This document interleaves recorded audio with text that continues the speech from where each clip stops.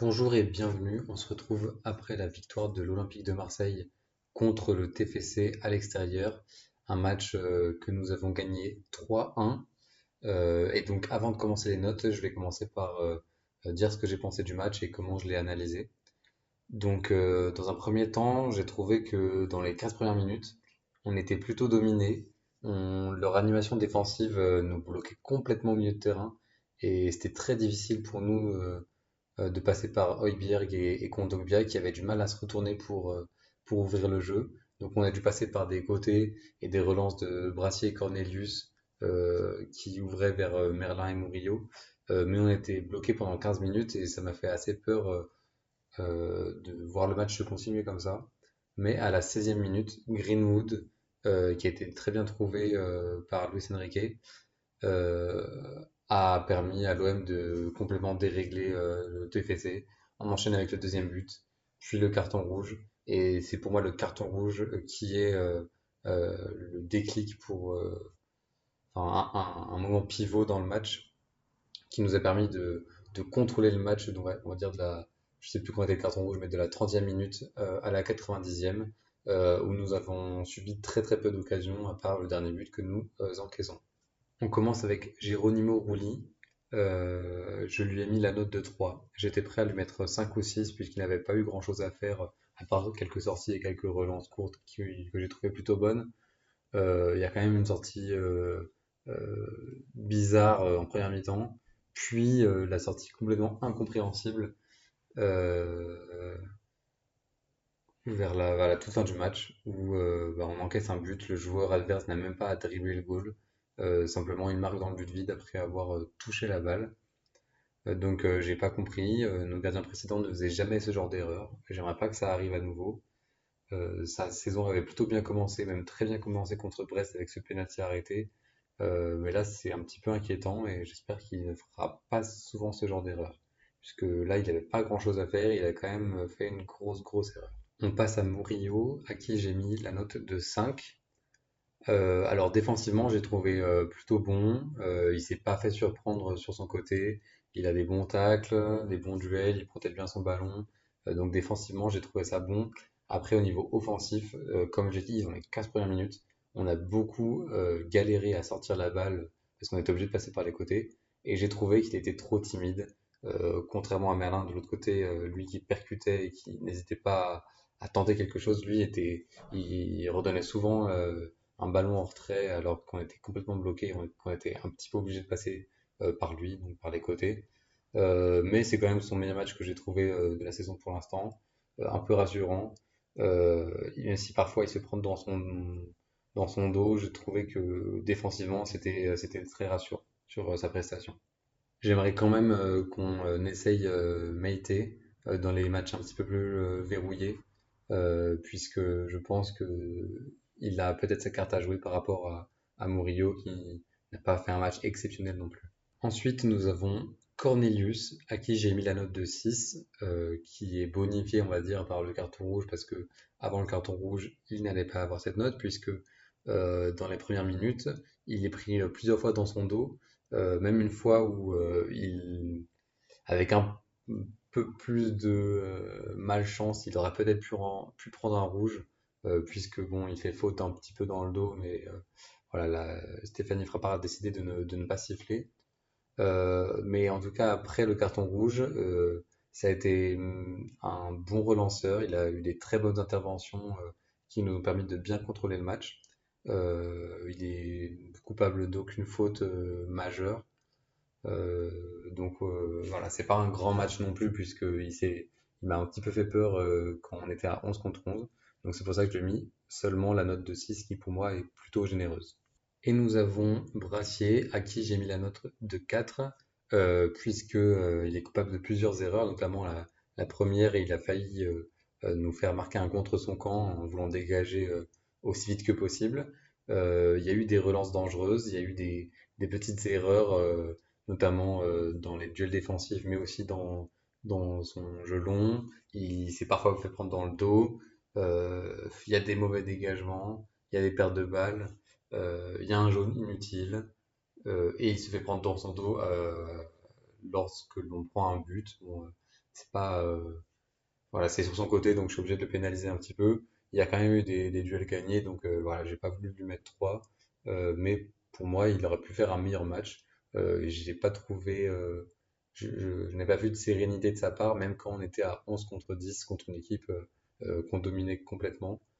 Donc voilà, j'entends plus de lui, notamment au niveau des relances longues aussi, puisque c'était pas terrible. On enchaîne avec Merlin, je lui ai mis la note de 7, même si j'ai pas vu beaucoup de choses de sa part. Le peu que j'ai vu, ça m'a convaincu, puisqu'il percute, il ose des choses comparé à Murillo qui est de l'autre côté. Il y a des interceptions qui sont hautes, il déclenche en fait, il déclenche vite, que ce soit par la percée, avec la balle au pied, ou par la passe.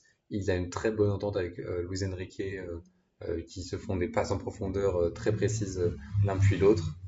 Voilà, donc il y a des bonnes interventions, il y a une petite passe en retrait dangereuse. Donc voilà, il n'a pas été très décisif aujourd'hui, mais quand même dangereux. Et vu qu'il ose, je lui ai récompensé par une bonne note. Donc voilà, 7. À noter que à la 29e minute, 51% des attaques passaient par son côté. Donc voilà, ce qui est assez flatteur et révélateur de son bon match, selon moi. On passe à Geoffrey Kondogbia, à qui j'ai mis la note de 8, qui pour moi est l'un des hommes du match, peut-être l'homme du match, puisque il a été patron, on va dire, au début, pendant les 15 premières minutes, avant les deux buts et avant le carton rouge. J'ai trouvé difficile à trouver et pas tranchant, mais parce qu'en fait, Toulouse bloquait complètement notre milieu de terrain et nous empêchait de passer par là. Donc voilà, les trois au début, ils avaient du mal, les trois du milieu avaient du mal à trouver les autres partenaires, ceux de l'attaque, et on s'est tourné un peu en défense. Mais voilà, Kondogbia, après le carton rouge, c'est grâce à lui, selon moi, que nous avons dominé le match.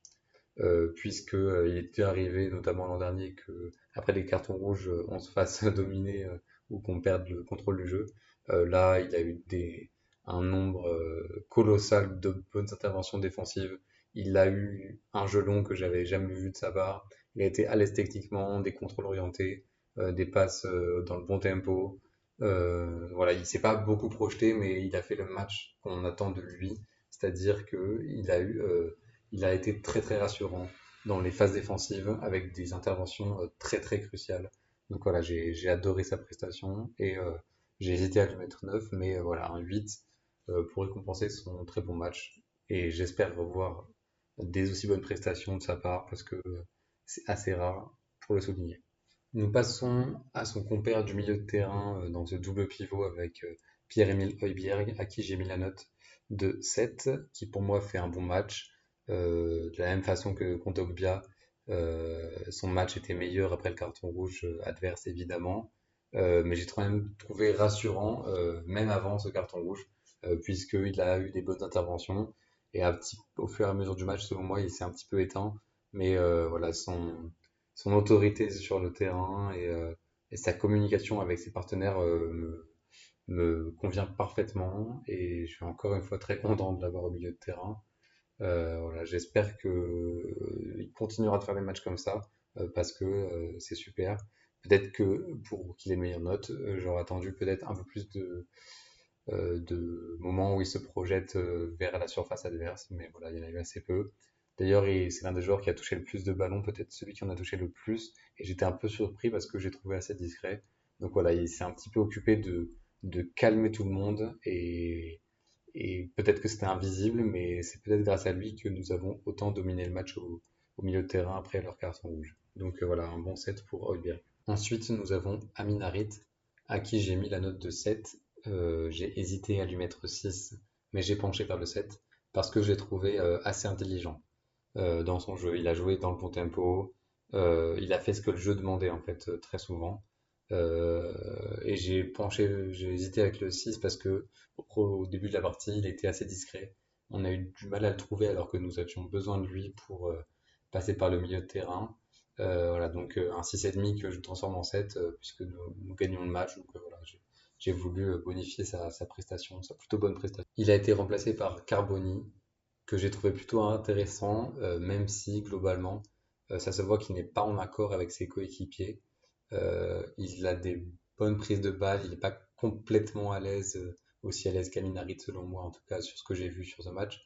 Mais son entrée est intéressante. Il doit s'habituer à jouer avec ses partenaires et je pense que ça ira beaucoup mieux et qu'il pourra nous montrer son talent. Donc voilà, je suis content d'avoir ce joueur en prêt à l'OM. Maintenant, Mason Greenwood, il y a beaucoup de choses à dire sur lui parce que, eh bien, selon moi, c'est l'homme qui fait basculer la rencontre d'un côté, puisque nous n'avions aucun tir et il a marqué dans un angle assez fermé, grâce au fait qu'il soit ambidextre. Là, son tir-pied gauche est magnifique, part dans le petit filet. Sans ça, le match est complètement différent. Ensuite, il enchaîne avec un deuxième but où il a, selon moi, de la réussite puisque le gardien adverse doit faire mieux. Puis, il a un troisième tir qui aurait mérité peut-être de finir dans les cages, mais le gardien adverse qui cette fois fait un bon arrêt. Donc voilà, allez, on va dire doublé mérité. Mais globalement, ses prises de balles sont excellentes. Il fait des bons décalages. Il joue simple. Il joue avec ses coéquipiers. Il donne quand il donne. Les coéquipiers sentent qu'il a du potentiel, donc il obtient peut-être encore plus de ballons grâce à ça. Il est très à l'aise avec le ballon. Il fait des très bonnes passes, il renverse le jeu quand le jeu le demande. Donc voilà, je lui ai mis la note de 8.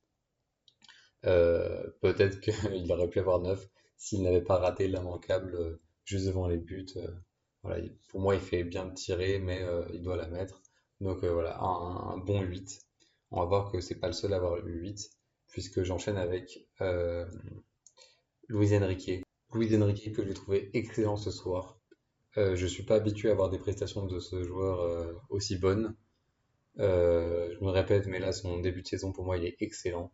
Il fait des bons centres, il a deux bonnes passes décisives. Il, Ses passes en profondeur pour Merlin sont toujours très très précises. Donc voilà, j'ai trouvé extrêmement précis. Il marque un but et selon moi, il a de la réussite, mais il a provoqué cette réussite en tout cas. Voilà, ses combinaisons côté gauche avec Quentin Merlin sont excellentes et j'espère que côté droit, on pourra avoir la même chose avec Greenwood et Murillo ou Greenwood ou avec un autre joueur. Mais voilà, j'ai trouvé intelligent, précieux. Euh, j'ai trouvé Enrique excellent sur ce match. Il mérite sa note de 8 sur 10. Il a été remplacé par Rowe, qui pour moi fait une plutôt bonne entrée. Mais en fait, là, à l'instant T, je ne vois pas pourquoi Rowe serait meilleur que Luis Enrique, puisque ce qui m'a frappé dans la prestation de Luis Enrique, c'est la précision de ce qu'il fait. En fait, ça se voit qu'il a une idée dans la tête et il arrive à la mettre précisément là où il veut. Et donc ça veut dire que c'est un talent à polir, que nous pouvons obtenir encore plus de lui. Et voilà, je pense que on a un bon client côté gauche et qu'il va accumuler les minutes et les bonnes prestations comme il le fait pour l'instant. Et on finit avec Eli Wahi, qui pour moi a fait un bon match. Je lui ai mis la note de 6. On voit qu'il a de l'envie. J'ai vu des bons décrochages.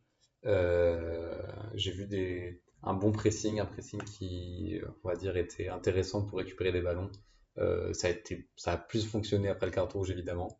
Mais pour sa prestation offensive, donc il n'a pas tiré, je crois, mais en tout cas, il fait une très bonne interception, puis une déviation réussie qui emmène le deuxième but. Et pour moi, c'est un moment crucial puisque rien ne dit que s'il n'avait pas fait ce geste-là, Toulouse aurait poussé pour égaliser, sachant qu'ils étaient peut-être un petit peu mieux que nous sur les 15 premières minutes. Donc voilà, il a eu un geste décisif très intéressant, même si ce n'est pas une passe D. Il y a eu des bons appels, des bons décrochages, donc je lui ai mis la note de 6.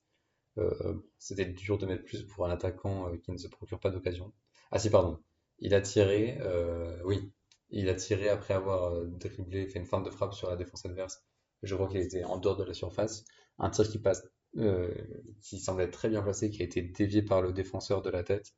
Donc voilà, j'ai bien aimé sa prestation, je lui ai mis un bon 6 en espérant qu'il puisse marquer dans le jeu au prochain match. Je vous remercie de m'avoir écouté. Si vous avez des précisions à mettre par rapport à mes notes, n'hésitez pas à le faire en commentaire. ou simplement à me dire les notes de tous les joueurs selon vous. Et voilà, je vous remercie pour votre écoute et on se dit à la semaine prochaine pour le prochain match de l'OM.